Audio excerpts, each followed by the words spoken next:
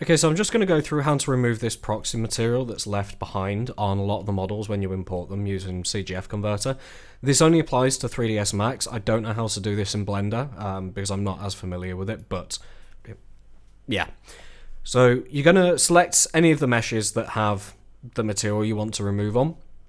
The easiest way to do this is just go into face select mode, select one of these vertices, one of these faces that's got that material on. So, one of here, for example. And if you scroll down under surface properties, you'll find material, set ID, and then select ID. Make sure it'll populate with the material ID that it's being used here. You can then just click select ID. It will highlight all faces with that material, and then you can just delete them. Now, if you aren't able to easily select one of the faces, or you're not quite sure where they are, another way you can do this, I'll use the nose in this instance, is you can open the material editor, and then it'll all be multi-materials. Just make sure you've got the relevant multi-material selected, or it will auto select the relevant multi-material, so make sure you're looking at the right one. And then you want to look for the one called proxy.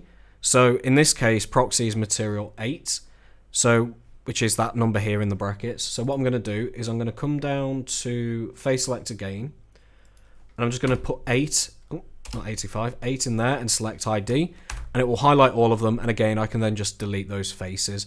You're going to find that there'll be multiple proxies all over the place, so if you look through these sort of lists here, just look for any instance of proxy material, and then that will enable you to find any that you might have missed. I believe the Saber only has those 2. I don't think there are any more.